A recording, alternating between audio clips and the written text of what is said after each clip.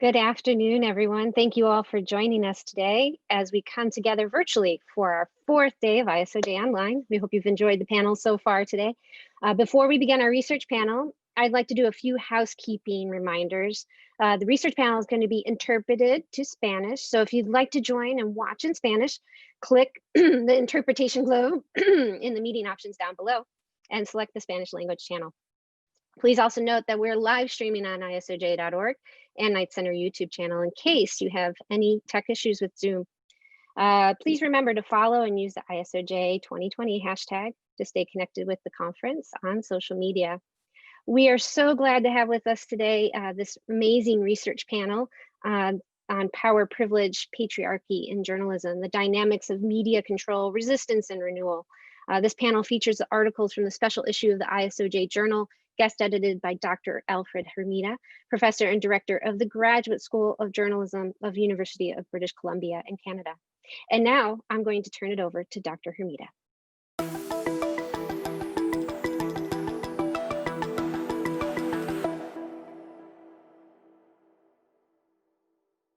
Hello and welcome to this ISOJ 2020 research panel.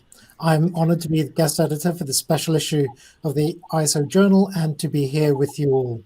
Thank you to Amy, to Rosenthal, really to the whole of the ISOJ team for organizing what, to my mind, is really the best journalism conference on the planet.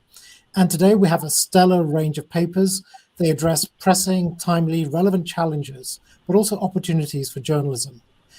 Before we get to the presentations, I want to set the context for this research and where it came from. So I want to take you back to February, take you to a place called Burns Lake in British Columbia. This is where members of the indigenous community there, the Wet'suwet'en Nation, were contesting the building of a pipeline on their traditional territory. This is the Coastal GasLink pipeline. Here's a story from CBC from February. Now, the story of indigenous communities resisting resource development on their traditional lands is something that's repeated across Canada and across the US. What happened in February here in British Columbia is that Canada's National Police Force, the RCMP, arrived on the traditional territory of the Wet'suwet'en to enforce an injunction against the opponents of this pipeline. So there was a controversy over the pipeline, but there was another controversy in the media, and that was all over how to refer to the individuals who were fighting this pipeline, and mostly came from the indigenous community. In the media, protests like this are called protest. The activists are called protesters, much like they were in this CBC story. But in other outlets, there was a different way of referring to them. The indigenous protesters were called land defenders, such as in this story by Al Jazeera. And this terminology sparked a debate about how the media represents indigenous communities in Canada. The Wet'suwet'en Nation had never ceded their territory to any colonial government, to the settler colonial government in Canada. And they argued, and media scholars argued, that the term land defender was a way of acknowledging their history and their connection to the land. And that by calling them protesters, that was a way of saying that they did not have a legitimate claim to their traditional territory. Of course, this debate is set against a background of decades of marginalization and misrepresentation of indigenous communities in the media in Canada. And it was an example of how the language that journalists use, the decisions they make in terms of how to refer and frame events like this, shape the story. The language used by journalists reflects power structures and biases built into media structures. My UBC colleague, Candice Collison, has spoken about this and is partly the focus of her book with my other UBC colleague, Marilyn Young, Reckoning, Journalism Limits and Possibilities.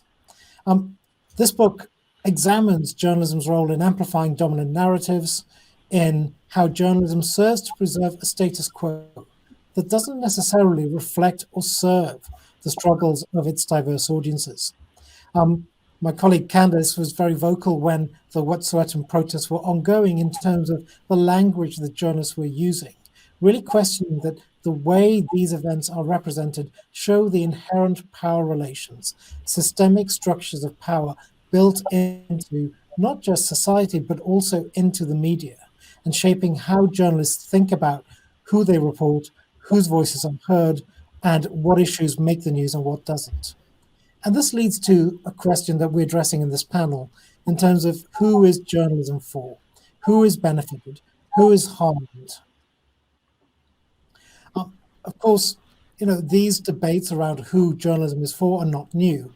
Back in the 1970s, Herbert Gans, in his analysis of the nightly news and Newsweek and Time, essentially concluded that the news reflects a white male order, that essentially journalism as a structure supports the social order of public, business, and professional upper middle class, middle-aged white male of society. So we have journalism then as a form of elite discourse that promotes and reifies particular hierarchies and structures of power. Essentially a whiteness and a maleness of journalism. Of course, in the intervening 4 decades since the publication of Gans's book, this white male order of news has been challenged and contested, but also it's persisted and resisted. Some of the challenges that have been coming towards this established maleness and whiteness of journalism has gained greater visibility and voice through social media, spaces occurring outside of institutional journalism. So in their book, #Activism, Jackson Bailey and Foucault Wells explore this, looking at the power of #activism to advocate, mobilize, and communicate. The use of Twitter, particularly by historically disenfranchised populations, to articulate counter narratives through these social media spaces. And these issues are becoming ever more present, as we're seeing with the rise of social media, from Occupy Wall Street to Black Lives Matter to Mitú. These movements have leveraged spaces outside of the media, social media, to connect marginalized communities and to articulate these counter narratives. So it's time not just to question the whiteness and male of journalism, but really a time to change the way things are happening in journalism, to acknowledge the evidence of racism, gendered coverage, bias in newsrooms, as well as in the classrooms. This special issue of the ISOJ Journal and this research panel aims to contribute to this discussion, taking a critical look at these issues of power, privilege, and patriarchy. The 5 papers you're going to hear from today, they take up this challenge. They ask difficult questions and offer fresh insights into not just the issues facing journalism, but what journalism could be. We'll be starting off with a paper from Ryan Wallace. Our aim here with all these papers is to advance the conversation around systemic issues of power, systemic issues of privilege and of patriarchy in journalism's institutional forms, norms, and practices. Thank you for listening. And with that, I will hand you over to Ryan Wallace, from the University of Texas at Austin, with We Are 200%, How Mitú Constructs Latino American Identity Through Discourse. Thank you. Good afternoon. Thank you so much for joining us for this research panel. My name is Ryan Wallace. I'm a doctoral candidate here at the University of Texas at Austin. Today, I'm going to talk to you about a research project I've been working on for this past year titled We Are the 200%, How Mitú Constructs Latino American Identity Through Discourse. Last summer, when the call for papers for this special issue came out, it asked us to think about how power, privilege, and patriarchy are imbricated into journalism. They asked us to not only look at how these are embedded in mainstream media, but also how these discourses impact communities and representation of various identities. In trying to reimagine what journalism could be and how it could reflect and serve increasingly diverse and global publics, I looked to the media that my own community consumes and found a particularly relevant example in Mitú. As a digital native, Mitú is an online-only publication with a significant presence across social media platforms. While it is considered ethnic media in that it is produced by and for a Latinx audience, it has a significant reach, connecting with more than 90 million readers each month. Through both its discourse and organizational structure, being co-founded by Latina Beatriz Acevedo and having diverse leadership, Mitú proves to be an interesting case study for investigating how contemporary journalism is being reimagined in the United States, challenging socio-cultural power structure, privilege across cultural contexts, and even patriarchy. Acknowledging the increasing multiculturality of the United States and the Latinx population, Mitú speaks to what they call the 200%, youth who are 100% American and 100% Latino. This particular audience not only impacts the company's strategies regarding social media, but also shapes the news content that Mitú creates. Beyond informing these audiences about the news, Mitú creates a space for information, entertainment, community, and ultimately finding a way to articulate your own Latinx identity. In order to better understand this publication and its various channels, I went through more than 5 years of articles, Instagram posts, and YouTube videos using a method called a critical discourse analysis. While this method focuses more on broad paint strokes, it does offer the advantage of being able to develop a thick description of the publication and note prevailing trends in content and their overall discourse. This helped me approach my 2 key research questions, which were, to what extent does Mitú's discourse construct a Latino American identity? And how does Mitú's discourse challenge patriarchy and other ideological notions of hegemony? One of the most interesting findings that came from analyzing their social media is best illustrated through Mitú's mascot, Ricardo. As an anthropomorphized version of one of the US's most notable imports from Latin America, Ricardo serves as a symbol not only for the publication, but also its diverse audience. Building heavily on intertextual cues from popular American culture, Ricardo's character can be viewed as an extended metaphor for Latino American significant participation in both the production and consumption of popular American culture. As a notable point of reference for the publication, Ricardo interestingly has a rather amorphous identity. Without an accent, an origin story, or uniform cultural ties, Ricardo illustrates a uniquely Latino American identity, one that lacks racial or national ties outside of the US. But perhaps more importantly is that Ricardo does not perform a particular gender, as his parodies allow him to embody individuals of all identities. Similarly, Mitú's social media content and news publication also create space for the diverse identities within the Latinx community. They borrow on cultural icons like famous singer-songwriter Selena Quintanilla Perez to discuss Latinidad. They deconstruct gendered topics within the Latino community, and they actively construct a new culture to combat inequalities against women, people of color, and the LGBTQ+. Interestingly, in analyzing Mitú's news content to better understand how it discusses power, privilege, and patriarchy, I found that it does something many mainstream publications do not. It confronts these topics by name. Its articles often tackle these topics as well as their Latinx counterparts like machismo, colorism, and toxic masculinity, and some even engage Mitú's own journalists to reflexively consider their own positionality in the conversation. Rather than adopting traditional journalistic news values like objectivity and balance, Mitú often opts for the personal stories that articulate many shared experiences throughout the Latinx community. In the end, my study revealed that Mitú's content is actively creating a new Latino American identity by providing Latinx millennials with ways of seeing their similarities rather than their differences. But at the same time, they're excluding many Latinos from their conversations. By using Spanish and references to popular Latinx media like telenovelas in their content, they may be missing out on reaching newer generations of Latino Americans who do not share these same experiences. And by focusing on the Hispanic population of Latino Americans, they're also often leaving Brazilians out of this new identity. While the publication is making great strides in re-envisioning what journalism could be for diverse audiences, its divergence from traditional journalistic news values may leave room for criticism and could potentially result in narrow echo chambers where only particular viewpoints are being discussed. Thank you so much for the opportunity to share my research with you, and I hope that you all stay healthy during these uncertain times. If you have any questions, please feel free to reach out, and I hope that you give my article a read. Thank you. Hello, everyone. My name is Olga Lazitski, and I'm a PhD candidate at UCSD San Diego. So today I'm going to be talking about the journalistic community that I call alternative professional journalism. And this is the case study that I conducted in Russia. So I want to start by showing you this footage of the arrest of Ivan Safronov. He is a former journalist who mostly covered military and space industries.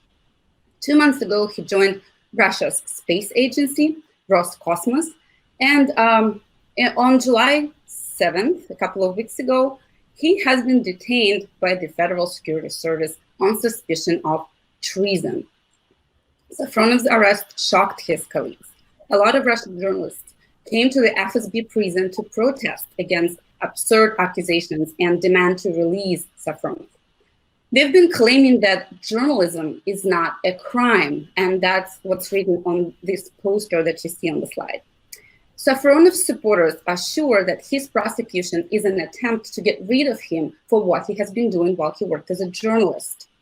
One of the journalists who supported Safronov wrote, "What's happening with Safronov is a direct prosecution for doing journalism. It's a very bad signal indicating that actually anyone who says something that security services don't like can be arrested for treason or something else." Yuri Dud, another journalist who also has his online show and millions of subscribers, also wrote in support of Safronov. When you see the news about searches in the journalists' apartments, when journalists have to pay huge fines for criticizing the government, or when they arrest journalists, it's wrong to think that it's not your problem. In most of the cases, they prosecute journalists who consider regular people more important than the state. When injustice happens to you, those journalists would be the first ones who will try to help you. And another journalist, Ivan Golunov, who got arrested on false charges last summer, wrote, "Last night, before going to bed, I was watching the video of my arrest. When I woke up, I saw another video.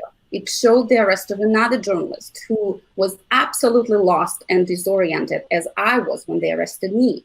I don't want this feeling of confusion and disorientation to become the main feeling of Russian journalism in the nearest future." So back in June 2019, when Golunov was arrested, his colleagues, the same way they do it now in support of Safronov, launched massive online and offline campaigns and organized street protests that promptly moved well beyond the journalist communities and even beyond Russia. Eventually, a Moscow court dropped all charges against Golunov. And I was in Moscow myself last summer when they arrested Golunov. I was collecting my ethnographic data, observing editorial work of journalists and interviewing a lot of them. So in regards to the Golunov case, it felt to me like I was witnessing and sensing a very, very important turning point that showed that the Kremlin is actually not that omnipotent as it wants everybody to believe. Golunov's release was the first victory over the state for the journalistic community in Putin's Russia. And what makes this victory even more important is the role of a particular journalistic community that I call alternative professional journalism, or APG. All the quotes in support of Safronov that I shared with you earlier are from the people who I identify as alternative professional journalists, or APGs. And what has influenced the emergence of this community? Well, first of all, of course, technological advances. And second, political conditions of the Putin's regime. Increasing pressure of the state propaganda after 2014 became the last drop for many journalists who, before the Ukraine crisis, worked for the mainstream outlets. A lot of professionals just couldn't tolerate the intensifying censorship anymore, and they either quit journalism at all or decided to organize their own alternative projects. So why does it matter? Studying APG can help us understand the ways in which journalism can reconfigure power relations within the society in non-democratic regimes and contribute to the development of vibrant public spheres in non-Western contexts. As I already mentioned, my study is based on the ethnographic data that I've been collecting in Russia from June 2018 to October 2019. My research focused on three questions. Who are the people who practice APG? How do they do their work? And how does the audience consume and use their work? In response to the first question, my ethnographic data points to two groups of APGs. The first group is comprised of accomplished, famous professionals in their 40s who left mainstream outlets around 2014 and found asylum in alternative projects, professional asylum. And the second group is young dreamers in their 20s who grew up watching journalism produced by those who are mentoring them now. In response to the second question, my data identifies a set of professional norms and values shared by the informants. Both groups of APGs share the same professional ethos, particularly cherishing the value of professional autonomy. In order to maintain that autonomy, they developed their own strategies to deal with the structural constraints. journalistic role conception in the way also is the way that journalists perceive and talk about their roles and norms that they're supposed to follow in their practices. However, sometimes in the real life environment, especially in Russia, journalists have to perform something different, and that's what's considered to be role performance. So I found a revealing discrepancy between the way the journalists discursively construct their journalistic norms and the way they perform their profession. An important conflict that my data identified might be the tension between the neutral observer role and the civic activist role.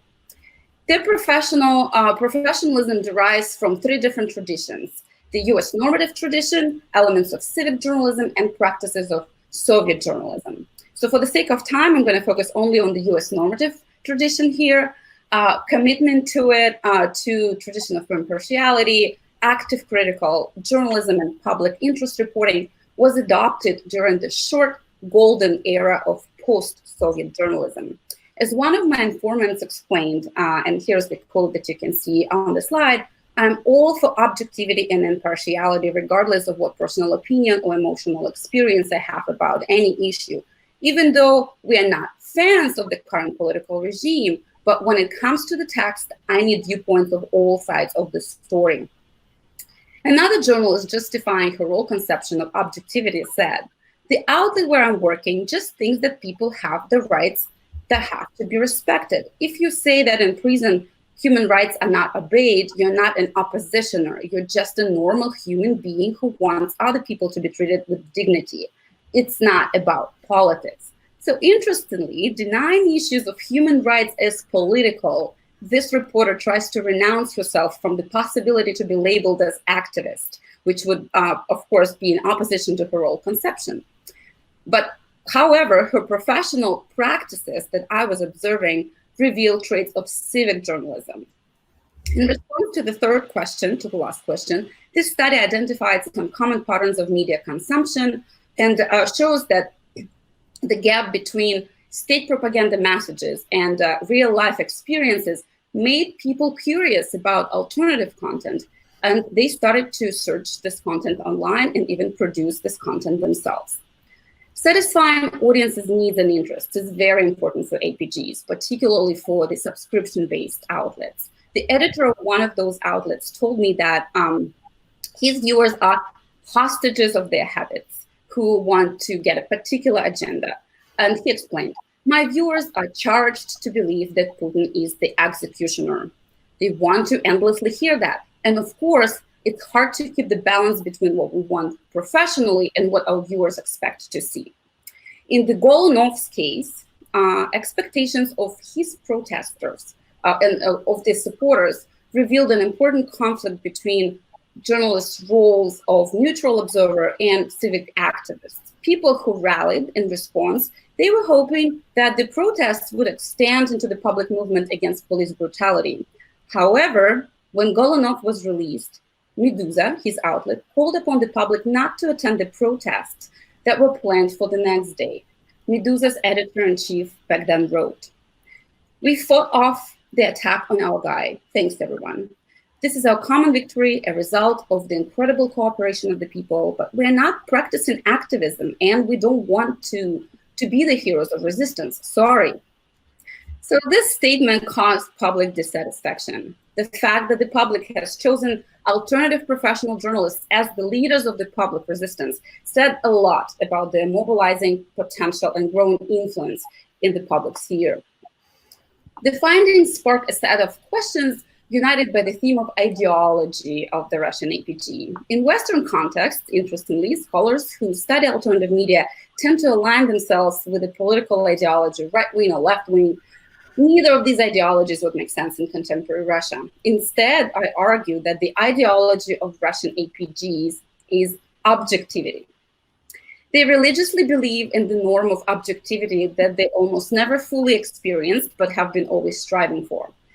This idea gives them hope for professionalism and the way they imagine it, that this professionalism is achievable.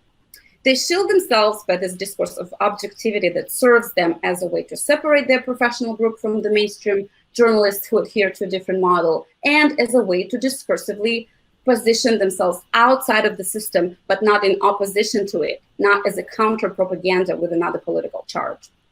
Besides that, the ideology of objectivity also serves as a way to protect themselves by avoiding accusations of activism and biases against the regime that might attack them at any time. And unfortunately, that's exactly what's happening in Russia today, as we saw in the beginning of my talk.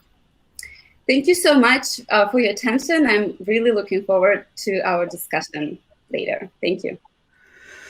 Thank you, Olga. I'm up next. It's always fascinating to see research done in places where journalists are threatened. My name is Mark Poepsel. I'm an associate professor at Southern Illinois University at Edwardsville.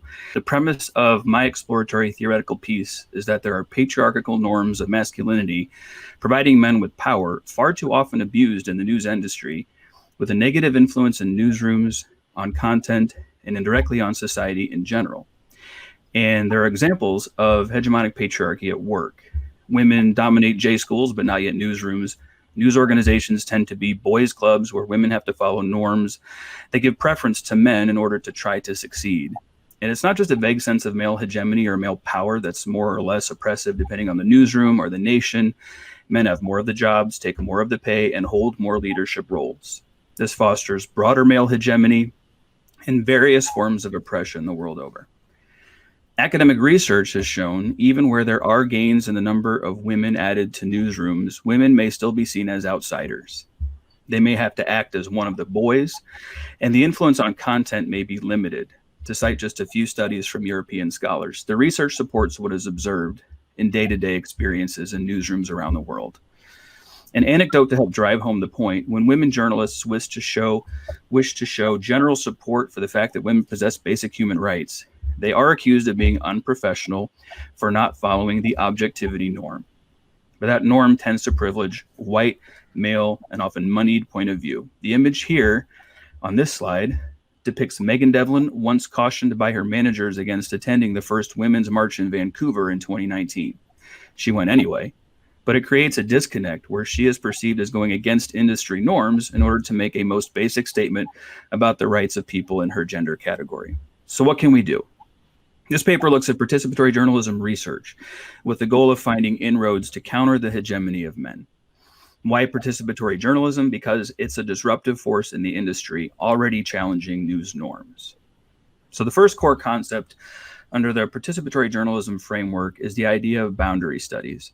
Three main ideas are proposed in this, again, exploratory theoretical piece. Number one, social journalism, social networking platforms can be used as boundary objects.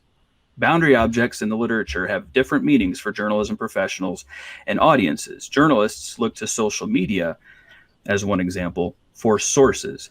Citizens look to social media for influence.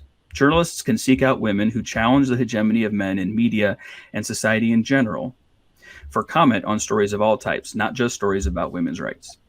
Number two, we can set up participatory projects to partner with women's groups. We do it for all sorts of other groups. Why not women's groups? Do we more readily suspend objectivity when partnering with right-wing groups who profess disdain for professional journalism? Why? Number three, some professional journalists see boundaries as areas to be policed, expect opposition and the reinforcing of barriers. It's not getting into newsrooms, that's the trick. It's sustained influence on norms. That's the goal. And the second core concept from participatory journalism work is reciprocity. Focus here on sustained reciprocity, which means in community groups, people sometimes aid one another without the immediate expectation of payback. The goal is to create long-term relationships and a sense of shared trust in communities when news organizations badly need that trust and when audiences badly need something to trust in. Ultimately, the field of professional journalism is fighting for its life.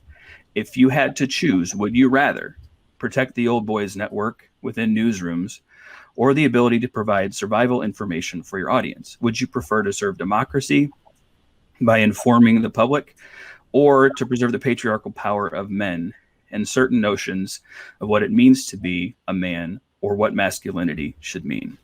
The dominance of men in masculinity-based norms can be shed to preserve other norms for a net gain in newsroom culture. When we look at the disruptive force of participatory journalism practices, there are opportunities not to destroy the authority of professional journalism, but to reinforce it under a new normative regime, which privileges community, long-term survival, trust, and women's rights as human rights. Thank you. Right, good afternoon. So my name is Kirsi Cheas, and I'll be co-presenting with Maiju Kannisto, and we're from Finland. Our presentation builds on our paper, March for Our Lives, Tweeted Teen Voices in Online News. In February 2018, a school shooting in Parkland, Florida, led to a new student movement advocating for stricter gun laws. Many of the Parkland students have identified themselves as part of a mass shooting generation, referring to their experience of having lived their entire lives in the shadow of mass shootings and in anticipation of them. By calling themselves a mass shooting generation, they reframed the larger gun debate along generational lines. Our article on this related presentation focuses on how this generation Parkland has transformed and reframed public discussion on gun violence through their Twitter activism. Twitter enabled Generation Parkland to participate in US gun debates without third parties, such as media outlets. Social media was their most potent organizing tool and a way for them to get their angry voices heard. However, ideological biases of the news media have continued to affect coverage and play a role in the framing process. And there are still generational power hierarchies that shape the mediated voice of Generation Parkland. Our generation will briefly discuss, first of all, how Parkland youth used social media to get their voices heard. Second of all, how the tweeted teen voices became subject to ideological divisions shaping the coverage in different online news media. And third, how intergenerational power hierarchies were negotiated in the coverage of the Generation Parkland. You can find information about our methods and sample in the article. We examined online news articles and tweets syndicated into stories published by different media in the United States, such as the Miami Herald, New York Times, CNN, Fox News, Breitbart News, and South Florida Sun Sentinel. Our principal method was frame analysis. You'll find more information about the method in this article as well. Let me start with the question of whether and how journalists were willing to use the tweeted frames of the Generation Parkland in the coverage. According to our study, the tweets and other social media posts by Parkland youth shaped the news media's coverage of the Parkland shooting. Social media allowed students to avoid common media narratives and focus attention on legislation. The Parkland youth have made it a point that the media should not own their narrative. It is their story, and thus it should be told by them and not by anyone else. One angry voice that soon went viral belonged to Emma Gonzalez, who gave a speech at an anti-gun rally on February 17, 2018, where she confidently declared that they are going to be the last mass shooting generation. The media frame sponsored by the NRA and right-wing politicians such as the Constitutional Rights and Guns Don't Kill People Do frames were claiming that tougher gun laws do not decrease gun violence. By countering these frames with the phrase, "we call bullshit," Gonzalez introduced the Never Again frame and its potential to shake traditional approaches to gun violence through the lived experience of the Generation Parkland. The Never Again frame challenged the common frames that limit discussion to issues like mental health, Constitution, and guns not being the issue. Instead, they addressed the value of the experience of the youth who had been involved in the shootings. Let me now pass it on to Maiju. Thanks, Kirsi. I'm Maiju Kannisto from University of Turku, Finland, and now I continue with our analysis. Our analysis reveals that big media attention on the Parkland shooting coincided with the Parkland youth's peak activity on Twitter, as well as the duration of the coverage and tweeting activity. I'd like to illustrate this point by showing you this figure about the peak tweeting activity of the March for Our Lives activists, and then compare it to the timeline of the news coverage related to Parkland shootings. The Parkland shooting commanded more attention than previous school shootings. A student walkout on March 14th and the March for Our Lives rally on March 24 attracted a large volume of media attention, pushing the coverage rate above the initial peak. This leads me to our next point, which is the share of different tweets sources included in the online news coverage. I think the graph perfectly shows that the share of tweets by the Parkland students was substantial. In the coverage of the New York Times, CNN, and Breitbart News, the students' tweets had the highest share. Taking into consideration the journalistic tendency to rely on official news sources, it is remarkable how clearly the voices of the underage Parkland students were heard in news coverage. Let's now turn to how the tweeted teen voices became subject to ideological divisions, shaping the coverage in different online news media. Based on our findings, Kyle Cashew, a conservative student who became an advocate for gun rights, was frequently quoted in conservative Fox News and alt-right Breitbart News coverage, whereas the students' activists of March for Our Lives advocating for stricter gun laws were cited and their causes promoted more frequently in the more liberal press. This is hardly surprising and reflects persistence of the traditional ideological boundaries in different news media outlets. In most media, the young age of the Parkland students did not undermine their credibility, and their Twitter and other social media activism was also taken seriously. The most radical form in which the capacity and authenticity of the generation Parkland were underestimated was expressed by Breitbart News, which repeated the claim that the March for Our Lives activists were puppets who had been manipulated and coached by the Democratic Party and gun control advocates.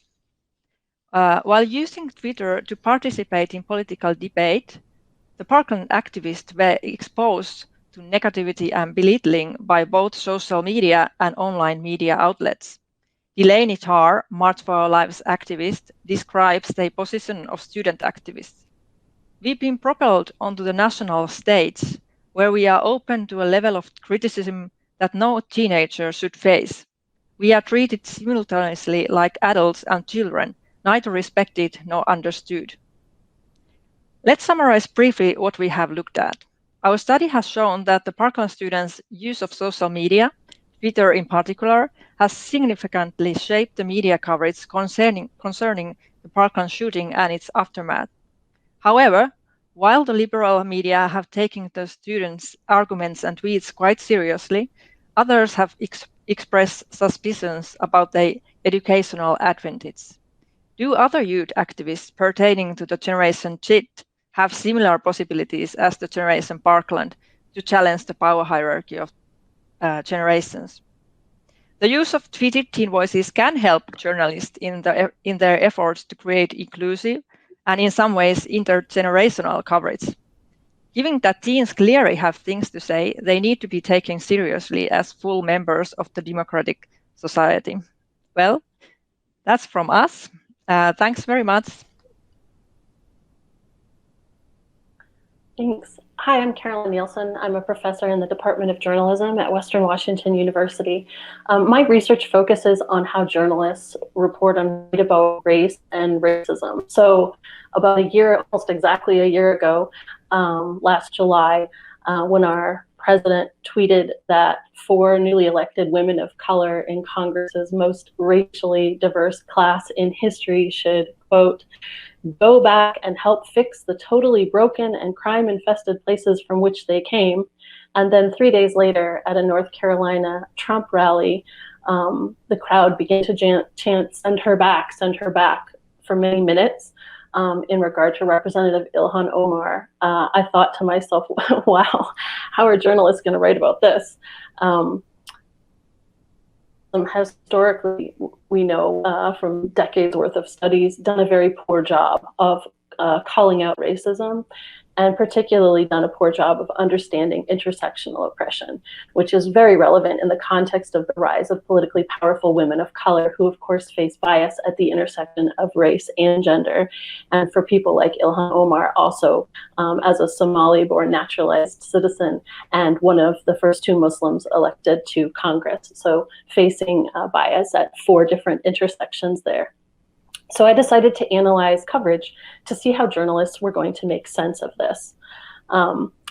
To do that, I used critical race theory, which really shows how journalism norms reinforce whiteness as the default and serve to veil racism. A couple of the key tenets of critical race theory that are important to this study is that critical race theory recognizes racism as part of everyday life, not something aberrant, not something unusual, which is kind of the opposite of newsworthy. Critical race theory understands that objectivity and neutrality are questionable constructs that favor dominant group perspectives, that stories told from the perspectives of people living the oppression have the power to invalidate stereotypes, so they can be very powerful, although decades worth of journalism scholarship shows that those people's voices are the ones most often missing from coverage, right? People who are marginalized are most often missing from coverage. Critical race theory also posits that whiteness is treated as normative and people of color are described in terms of what they are not. And finally, it understands racism as something that is within systems and institutions that are broader than interpersonal racism. So based on that, I asked some questions about news coverage, which has usually portrayed racism as something that occurs with testy encounters between two people rather than something that's manifest in systems. I also wanted to look at journalism more broadly. There's been a lot of scholarship that looks at what we call legacy or traditional journalism, which is, you're just the facts, occasionally both-siderism, reliance on elites, and something, this adherence to objectivity that treats racism as questionable was X, Y, or Z racist. And that really is harmful. So I wanted to see how this was going to play out in different types of journalism. My work seeks to look at this broadening journalism landscape born of digital affordances that has allowed new players to come onto the scene. And I really feel that we shouldn't presume that those new players are going to adopt traditional values of legacy journalism, especially when they outwardly declare that they do not. So I looked at 3 different kinds of journalism. I looked at legacy journalism, traditional journalism, in the Washington Post coverage of this. And I also looked at Vox, which describes itself as explanatory journalism. Explanatory journalism isn't new, but Vox has created or describes itself as only explanatory journalism. It seeks to bring context and make things understandable for the audience. And it talks about going for the light and not the noise, right? And then I looked at BuzzFeed News, which is what scholars refer to as journalism 3.0, which really seeks to look at what the audience is talking about and cover those topics rather than editors sitting around a table deciding what the audience needs to know. And it also seeks to amplify the voices of the oppressed. So those are 3 different models: BuzzFeed, Vox, and the Washington Post. And across those, I looked at a couple of different questions. So the first one I looked at was whether or not the outlets would describe the tweet and the chant as racist, whether they would use the term racist. And part of this was spurred by something that had happened just a couple months before when the Associated Press made a big change to its style book. It was such a big change that it made national news.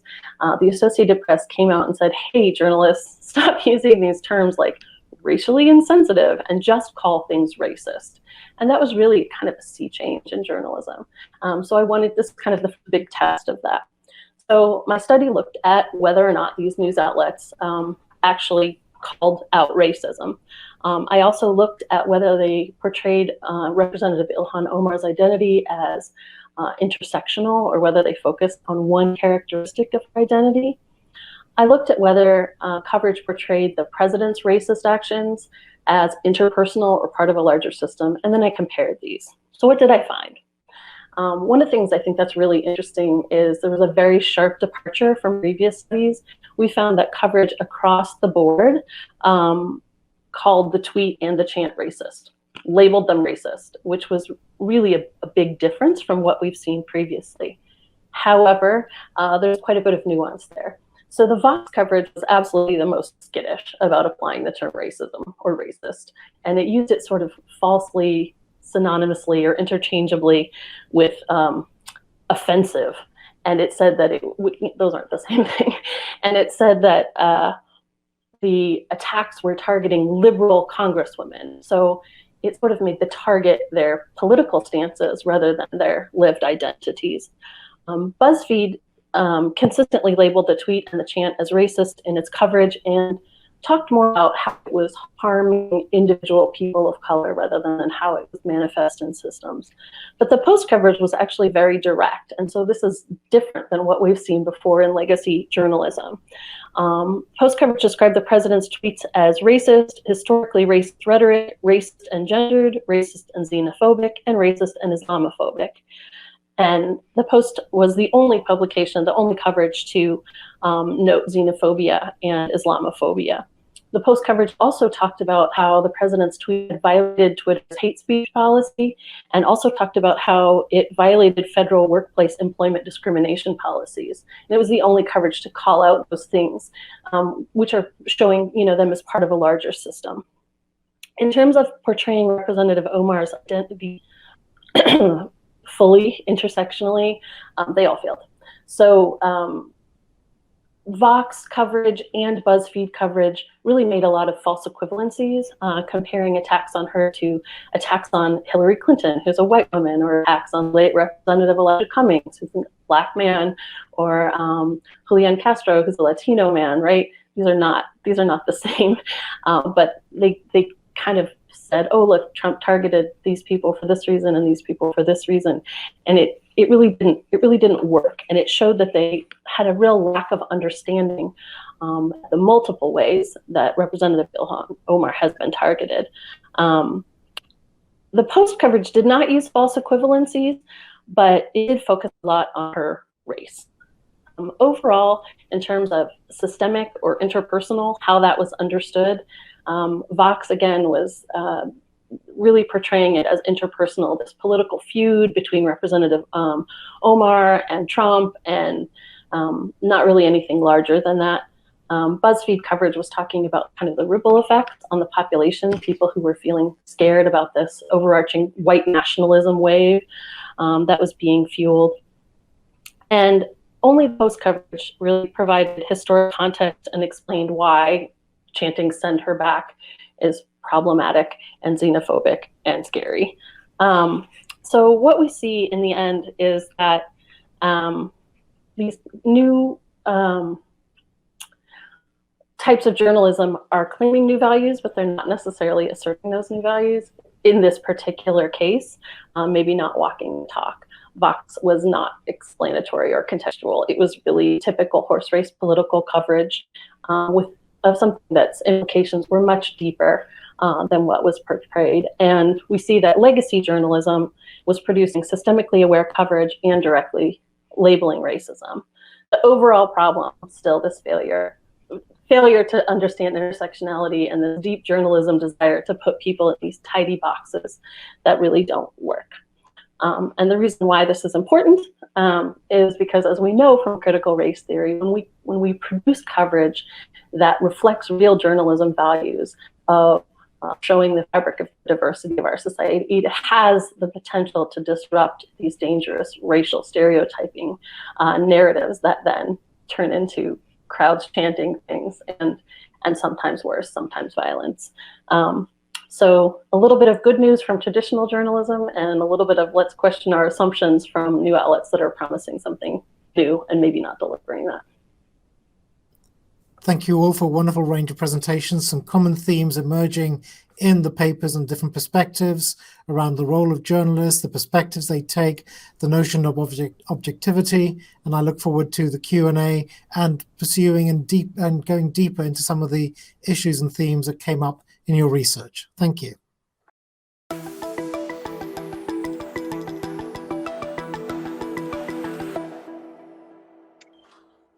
All right. Well, before we jump into the Q&A, first of all, thank you all for such amazing presentations and great research.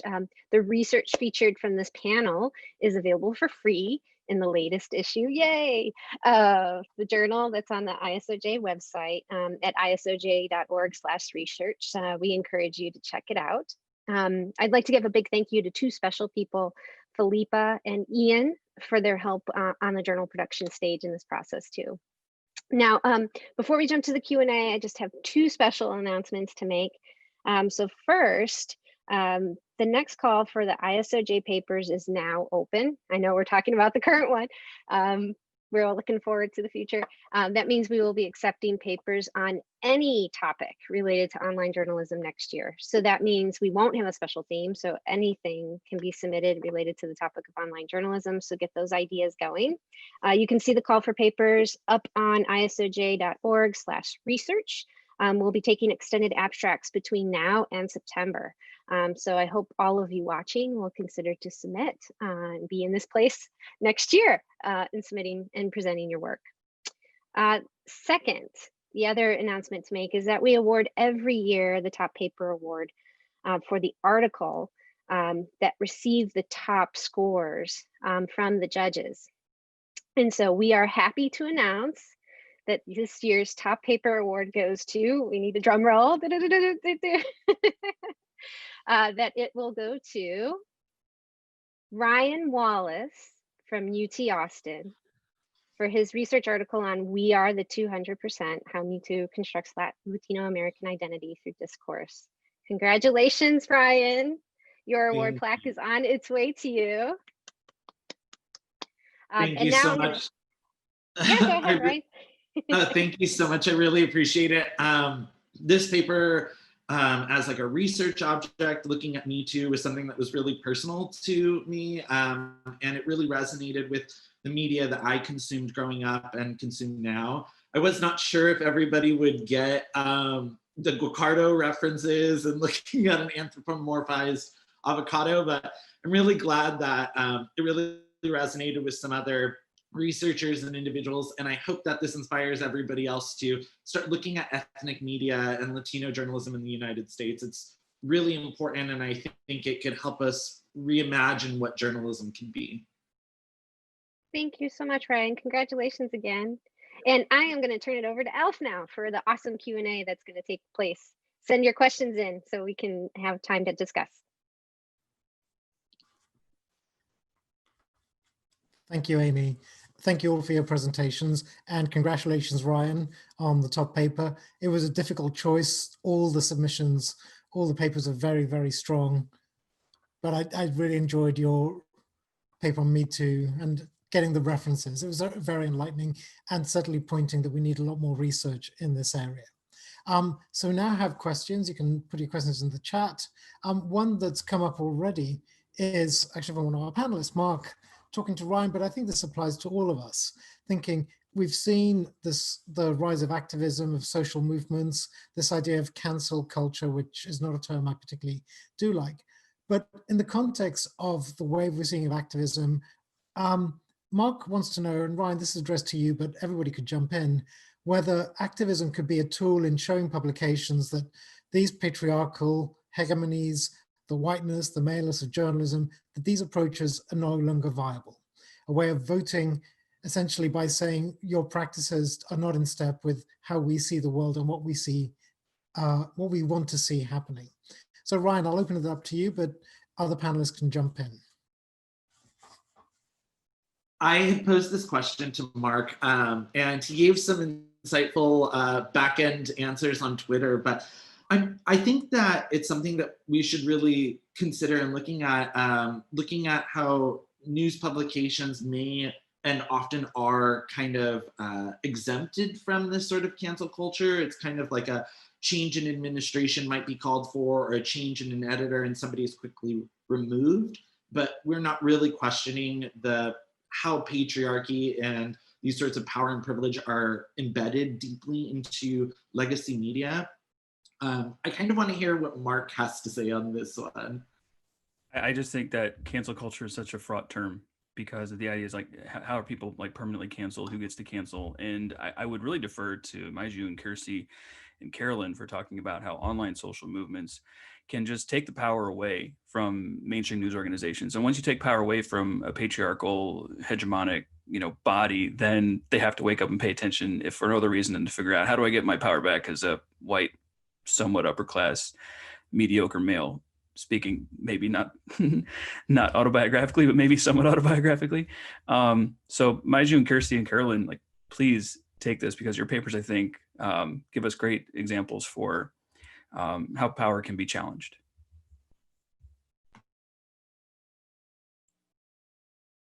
I'll jump in for a second. I was just noting when Ryan was describing this phenomenon, of course, the New York Times Tom Cotton op-ed came to my mind. And what we saw was, oh, okay, you know, heads rolled, editor ousted or ousted himself. But a lot of this came about from an unprecedented groundswell of activism from Black journalists and their allies within the newsroom, which is something that if it's happened before, we haven't necessarily heard about it. So it was a public struggle. And so the solution there was, okay, the editor's gone, but that implies somehow we've rooted out the problem, which of course we have not. And so, you know, if we really interrogate those systems, we see that the same problems exist and they're not fixed by one person being hired or one person being fired.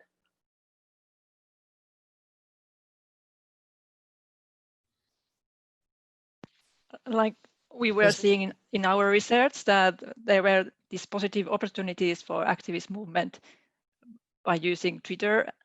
But however, the ideological divisions were still strong because news media outlets, they didn't, they gave the voice for this huge activist movement, but then again, they chose to whom they gave the opportunities to speak up, and then again, the message was affected on the ideological orientation of the news outlets. So there are positive opportunities. They got the voice and they got the message heard. And as our research shows, that they shaped the news coverage and they managed to prolong the coverage of Parkland shooting.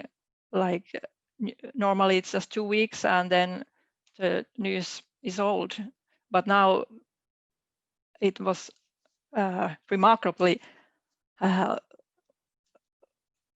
much longer than, and they managed to change the debate altogether. Kirsi can continue. No, I think that captured it. That one was sustained. I mean, for a year, which is almost unheard of, almost unprecedented. Yeah, and I was just going to add to what Maiju said earlier. I was thinking of the Black Lives Matter movement, and the responses to that have been, a lot of people have been saying, like, we need to listen to those people who are, if we are privileged and other people are not, then we actually have to really stop and listen and not assume that we already know what they're saying. And I think this kind of applies to our research also, in the sense that in many contexts, the journalists did consider the voice of the activists, but just not quite enough, because the same ideologies that had been shaping the coverage the whole time were still there. So we would, I think, still encourage further listening to their voice and what they really have to say, and not just listening superficially, so to speak. Thank you. I'd like to follow up on the points you've all raised. So in the recent book by my colleagues Candice Collison and Marilyn Young, Reckoning, they talk about the crisis in journalism largely being represented as a business issue or technological issue, but they talk about the crisis of journalism being in the lack of representation of marginalized communities, gender coverage, coverage of indigenous communities. It's speaks much more to the issues we've talked about in terms of how what would be considered alternative voices are being represented and heard. So my question to all of you is, what are the obstacles in front of this to address these systematic issues of systematic racism, the systematic gender bias, to shift away from the, oh, it's a bad apple in our newsroom, or we need to make a couple of people changes? What are the obstacles there to this systematic change? And what can we as researchers do to try to encourage that? I'll jump in. Journalism has an intersectionality problem. And both as people who teach journalism and as people who research in this field, we can all do more to bring awareness to that, both in our scholarship and in our teaching. When we're talking about systemic inequality and systemic bias, which is something that we haven't really heard about in news coverage until somewhat recently. In my recent book, I analyzed more than 1,700 news articles from the election of Obama through a year after Ferguson, and not one of them mentioned systemic racism. That wasn't a term that we heard. Now we're hearing it quite a bit more. But there still is kind of a lack of understanding of what that means. And without an understanding of real intersectional representation, we're looking at systems that target race, but not other aspects of marginalized identity. And the people who whose identities live at those intersections are facing the most bias and the most obstacles. Journalism likes to put people, like I said, in these tidy boxes. It's a very kind of black or white, good or bad, you're this, you're that. Without really understanding people's full lived experience. And until we come to understand that better, I don't really think things are going to improve. I jump in after Caroline too. I think that giving these sorts of problems like systemic racism a name is something that's really powerful, and talking about it actively in news discourse could be something that journalists could start doing to integrate this more into their own work. One of the things that I found most interesting in Mitú is that they actually call out things like pigmentocracies, colorism, machismo, these sorts of ideas in Latin American culture directly by name. And that's not really something that we're seeing in legacy media. So I think that that could be something that other publications could really take from this, and we as researchers could be calling out. I think that our research, what we're doing here, is raising the flag and saying, look, this is what needs to be done, and these are the publications that are leading the way. And I think we need more research like that. I wanted to reference a couple of the earlier presentations this morning and say, it struck me that if you can't speak freely about women's issues in your newsroom, then you're not really free. And so what scholars can do is we can, when we do our newsroom studies and we ask, take the temperature of the culture of newsrooms today, we can ask if women and people of color feel confident that they can be themselves in those spaces. And if they can't, then we've at least diagnosed the problem and can track the problem in a more longitudinal way. And that's something that it helps to be outside of the newsroom to do, because you're able to sort of you're not within arm's reach of getting fired for being the messenger and pointing out the systemic oppression. Use your privilege is sort of the, maybe the tweet for that. And then in terms of broader culture, the double bind that women politicians find themselves in, where they have to be caring women, but also masculine enough to be seen as leaders. If we sort of, to follow Ryan's paper, if you sort of alter the societal definition of what masculinity is even good for, and what masculinity, men and masculinity, how they should be defined, then you can start to sort of see that what my paper is all about is the inside out potential for change, newsrooms in collaboration with broader publics. Olga, I'd like to ask you, how does masculinity feature in terms of both the sort of journalism and then the sort of the alternative journalists as they present themselves? That's very interesting. It's a very interesting question. Well, as a matter of fact, like 50% of alternative professional journalists are female, and about 50% in my sample are male. And well, I don't include that within my paper just for the safety reasons of my informants. But I think in my further work, I will analyze it, of course, in more detail. But I'm not sure how to proceed with that to keep their identities like discrete. And but from my personal interaction, from my experience with them, it's not an issue. In Russia, it's not an issue. I guess when you're fighting something bigger than that, you kind of identify yourself with they don't identify themselves with the resistance, right? But they have the bigger enemy. So, and they kind of, in this sense, they're gender blind. Thank you. I'd like to bring in a question that came in on the chat from Ashik Islam. And the question is around, basically, if media publications serve the interests of those who benefit from them, does it matter whether it's a patriarchal hierarchy or matriarchal hierarchy? How does that feature into who those publications serve and who benefits from them?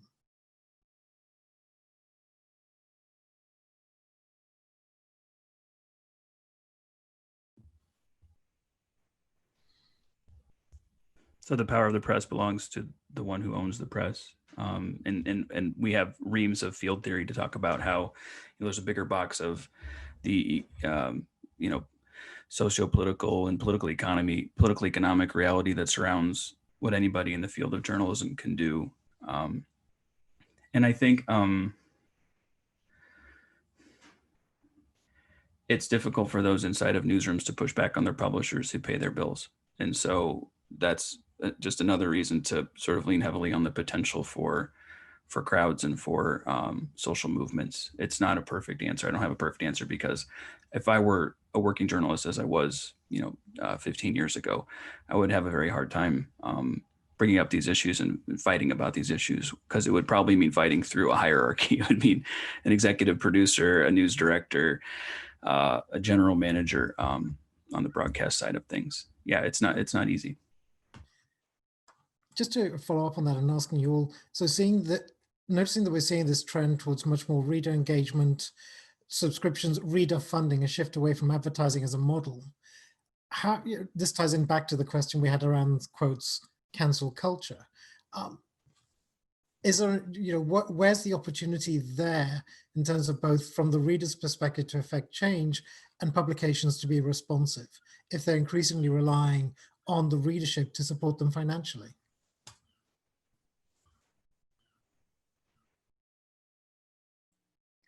To go back to the Tom Cotton example, I recall reading that the New York Times lost more subscriptions in a given period. I don't remember the amount of period right after that happened than it had previously. And I do think there is this small ability for the audience to vote with its dollars, but I don't give that so much power, honestly. The news cycle is very fast. There's lots of churn. I just, I don't know that cancel culture can reach the level of a news organization. Perhaps it can, maybe someone will prove me wrong, but it just seems like with things moving so quickly, it seems unrealistic.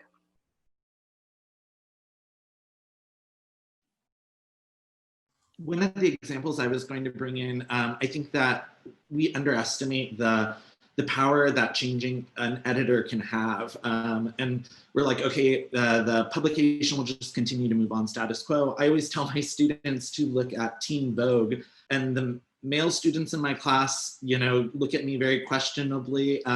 But Teen Vogue has had some recent editorial changes with females of color. And these journalists are pushing really important political stories, economic stories about race and ideology and lived experiences. And so I think that looking at who are our editors and what sort of power they wield is also something that's really, really important.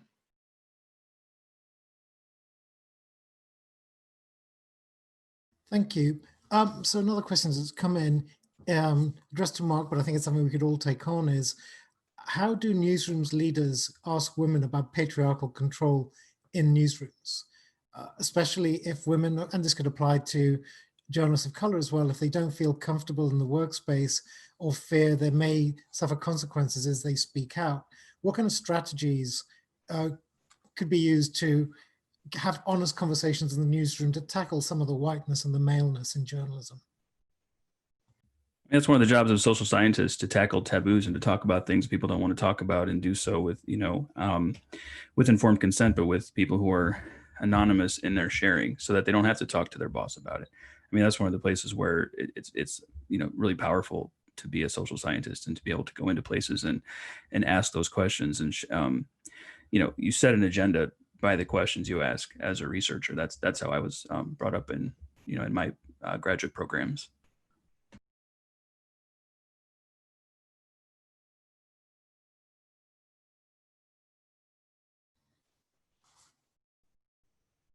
Anyone else would like to jump in? I would also say in the stories that individuals pitch, I had an editor that did not particularly like my science angle when I first started as a reporter. And every story that I ever wrote, it could have been about fashion or about like dyes and clothing or about economics. And I would always find a way to tie science back in. And eventually those stories will make it through. And I think that like my practical advice would be for journalists not to be afraid to let their own positionality and their lived experiences to inform their journalism. I think that it can not only help improve the gaps in their own reporting, but also help them connect with audiences in a much deeper way. That's the same advice that Nicole Hannah-Jones had in her session where she was discussing just pursuing different angles of the same story until you get to tell the stories that you know are super important.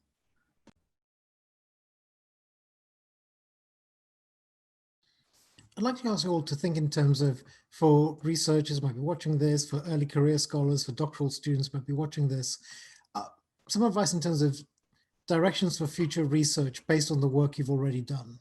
What are the questions that came out of your research that we still want to address and handle to give a steer to people interested in developing more scholarly work in this area?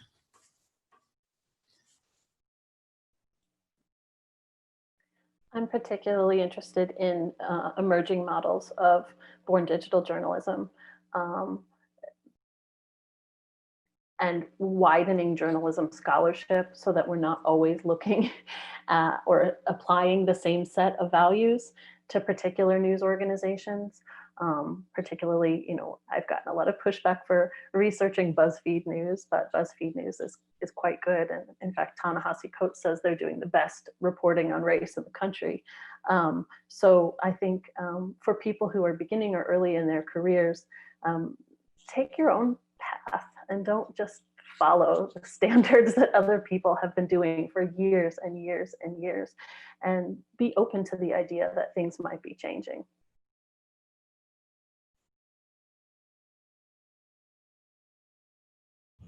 I guess in my own research, since it's situated within different political and cultural context, so I'd like to see how things are going to be unfolding, because we are in this particular moment when this community of journalists that I'm studying, they are playing a huge political role within the illiberal context.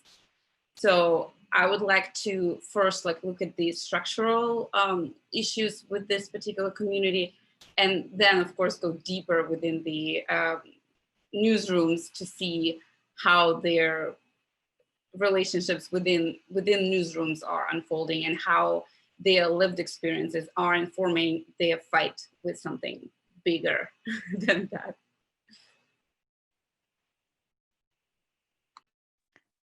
I think I'm interested about, because there are also always expectations when new technologies are arriving that there will be more democratic access to everybody and better world. And now when technology has changed a lot of journalism, I'm interested in these ethical questions, and I'm quite hopeful because there has been change and there has been a lot of debates about for example, about mass shootings and how to cover them. And there has been a big change in recently that the attention has been turned from perpetrator to the victims and survivors.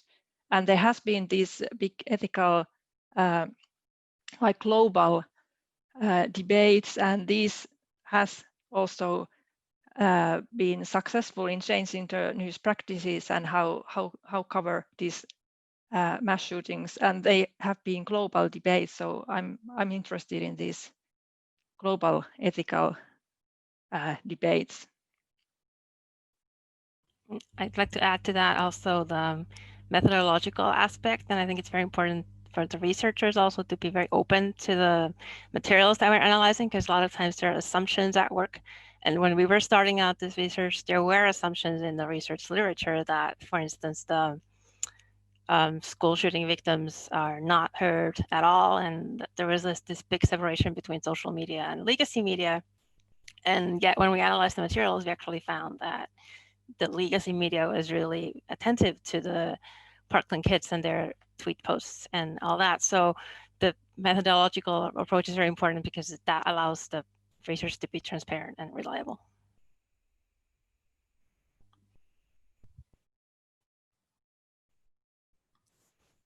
Thank you all. We had another question to follow up on that that came in on the chat is to speak a little bit more about your experiences in doing research in these areas.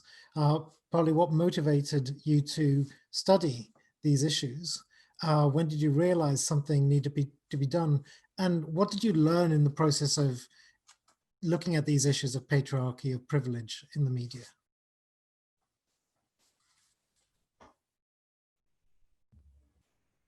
I had a graduate student who was interested in entertainment studies and who asked me to chair her thesis, someone who'd been a student of mine from being a junior in her undergraduate program. Her name was Madeline Gerard, and we co-authored a paper that was an entertainment studies paper. And then she wrote a thesis that had to do with intersectionality as represented in film, specifically in Marvel movies. And so it didn't necessarily start from my journalism studies area, but I basically took things that we had worked on that I had learned about in the process of trying to be a good thesis chair and combine them with, my other major research area of interest in participatory journalism and ask sort of a Michel Ferrier question: how might we?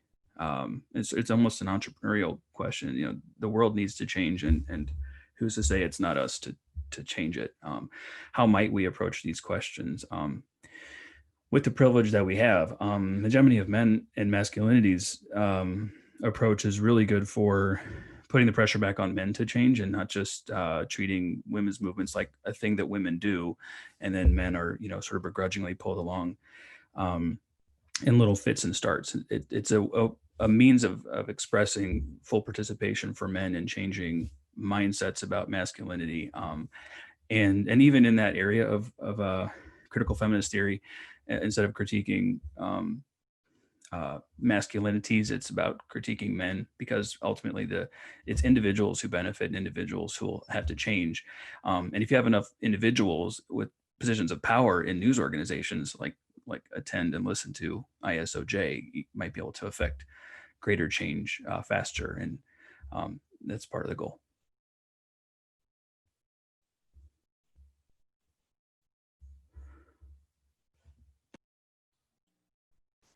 I'm a white woman who writes about racism in the news. And so I research something that I don't live. But my research interest is actually born of my experience as a journalist for more than a decade, covering communities of color and watching how newsroom decisions have been made. And really very early in my career, seeing things that did not reflect the values I was taught to uphold, seeing that the practice didn't mirror what the SPJ Code of Ethics was calling on us to do, and understanding pretty quickly whose lives and traumas were seen as valuable and whose were to be ignored. I came into journalism very idealistically.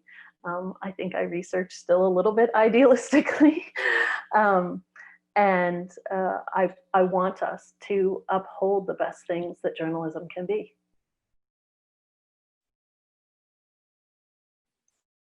I would say I entered this research a little bit more from a personal perspective, not seeing myself necessarily represented in news media. I was born with white hair, I have green eyes, my last name is Wallace. Not everybody knew at first that I'm Hispanic, I'm Latino, and I grew up in a household where we spoke English as our first language, or Spanish as our first language before English. And so the media that I always consumed was bilingual. I watched Hispanic television, Latino journalism, but also I would watch what was also on the television with my friends, which is, read newspapers like the New York Times. So seeing this gap in my own identity and what I was consuming, and seeing that I was sometimes the other, I think that really informed my perspective and seeing what sort of publications are trying to speak to me and to the people that are within my own community. And there's a story in my Mitú article that I talk about the Instagram post and the article that most resonated with myself was actually about fideo soup, which I grew up eating every week with my family. And my family is strange. They put bananas in the tomato soup because it makes it sweet. And I thought it was just my family, but apparently Latinos all over the United States and all over Latin America do it with different ingredients. And so that for me was the first time I felt seen. It was really funny, really small story, but it was something that was really cool and impactful when I was doing this research. Thank you, Ryan. Thank you for sharing that. And also, sorry. No, go ahead. You start first. Well, I first started researching something completely different. So I was a journalist myself. I started working as a journalist in 2000, in the year of 2000. So I've been working for the national Russian news network. I was working for a couple of international outlets I've been working for 14 years. And then the Crimean crisis happened. So 2014 happened. And at that point, I was a news writer and news editor for one of the Russian national news shows on the national network. And I just decided that, it's not right to keep reproducing this system of hierarchy, that I just have to quit. And I was not the only one. So a lot of people who were working with me at that time, all of my colleagues, decent colleagues, they left. So, and they either quit journalism at all, or they started researching what the propagandistic efforts, or they started doing their own alternative projects. So I started researching propagandistic efforts of Putin's regime, but then I decided that it's too boring. Like, everybody's studying propaganda. Like, there is nothing new. Like, it's so obvious. Like, come on. So, and I decided just to give credits to the people who are trying to stay decent, to kind of oppose this system of hierarchy, which is very, very strong still in Russia. So the outlets I'm studying, they're very small. They're just like growing right now. So they're not that influential as the mainstream media, but I have hope. Like, I think that the game changers are they. So that's how I ended up studying what I'm doing right now. So I totally relate. And these are people who are my friends and my colleagues.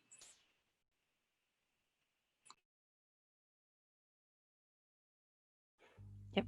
Before Olga, I was just going to add that. So Maiju and I are actually from Finland, and we ended up studying Parkland school shooting in the U.S. media, in case you were wondering why.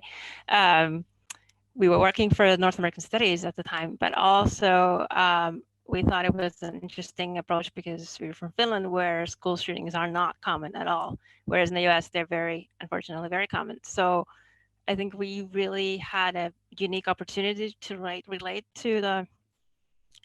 It was shocking for us. The whole context, I think, was shocking for us, and I think that gave us this kind of an outside perspective that helped us to question things that American scholars or journalists perhaps don't think about in the same way, because they're maybe too used to this. And at the same time, we could perhaps understand the request of the young generation saying this is enough, because for us it was completely and very, very difficult to understand how we can have so many shootings in schools. So I just think this cross-national perspective can be very fruitful, even if it might seem odd that Finnish scholars are studying American school shootings, but it's actually not odd. I think it's just fruitful.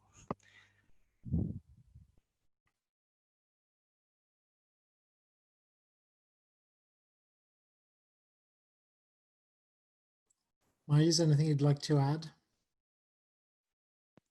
Yeah, just thinking this been a process that I've been learning a lot, because there have been so many questions to ask, and then like one question leads to 10 of more questions, like when you need to open up the whole US gun culture, and it's totally, when looking from outside, it's very different and very odd for like some things. So I think this has been like when we have been studying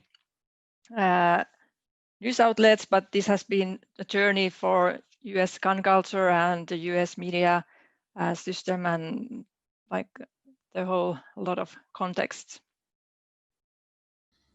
Thank you. And so we're almost out of time. We have some questions we haven't got to, so apologies for those of you who submitted some questions. As chair of this session, I'll take the last question. I need to go around and ask you all to share a key takeaway from your research, either something that scholars can take back into the classroom, into their research, or that journalists can take into their newsrooms. And Ryan, we'll start with you as the winner of the top paper. Thank you. I think I've kind of already touched on it. I think that the most important takeaway would be to let your own positionality inform your journalism. I think that that's really something that resonated with Mitú and talking about publications like Teen Vogue. And I think that that's something that all journalists can do, is look at where they themselves are positioned in society, what sorts of privileges and disadvantages they also are a part of, and then try to make their stories reach around that, and try to not only look at the same types of sources, but maybe opening up the doors. Talking about the Parkland shootings, I wondered if journalists could not perhaps have elevated the voices of other people with less social capital than the students that were already talking about it. Yeah. Thank you, Ryan. And each of you, 30 seconds, a key takeaway to share.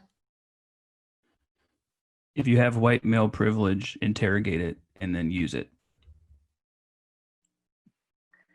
Understand intersectionality, learn about it, ask yourself questions about how and why you are putting people in tidy boxes that don't reflect the full picture of their identities. I think always remember, where there is hegemonic power, there is always resistance, and journalism is powerful. Journalists, regardless of the constraints and the system that they have to work within, they are powerful. And it's up to you guys, up to really good professional journalists who are serving the public, to decide how to serve it and how to do public good. I would just say simply listen and don't assume. And I think that applies so as much to journalists interviewing sources as not assuming that someone's privileged or underprivileged, and as researchers studying the media, not assuming that someone's doing something better than the other, but really listening and reading and trying to capture the actual experience that is in there. And as a media scholar, just thinking the different strengths of different media, like Twitter has different strengths than what media and news and journalism can have. So like Twitter is place for anger and hope and coordination of action, but when you are doing the news, you have the different tasks, and Twitter tweets can lead you for another way, and you need to ask questions and not just use tweets of the people. Thank you all very much. Thank you for your time, for sharing your insights, for sharing your rich research, and for contributing to this discussion. Really appreciate it. And of course, a big thank you to Rosenthal, to Amy, to Mallory, to the entire ISOJ team for putting on an amazing event. ISOJ really is the best journalism conference on the planet, bar none. And I'm really glad we're able to do this virtually this year. So thank you all very much for your research. Thank you for tuning in. Thank you for the questions and for watching, and onwards. Thank you. Thank you. Thank you so much. This was wonderful. And, you know, one of the really unique aspects of ISOJ is that it brings together journalists and journalism educators. And so I think there's a lot of knowledge that can be shared and gained at that professional and academic intersection. And this panel was a great reflection of that. So I want to extend a big congratulations to all of you for your research, which, as Amy mentioned, has been published in the 10th edition of the ISOJ Research Journal. And also want to give an especially big congrats to Ryan Wallace for winning the Top Paper Award. Congratulations, very well deserved. So thank you. And for those of you who are with us, I just want to remind you about our last panel of the day, which starts at 4 p.m. Central, and it'll be focused on product management. So we've got a great lineup of speakers, and they're going to be looking at how news organizations can become more audience-driven, more data-driven, and more product-focused. So check out isoj.org for more details, and thank you so much for joining us. We'll see you soon.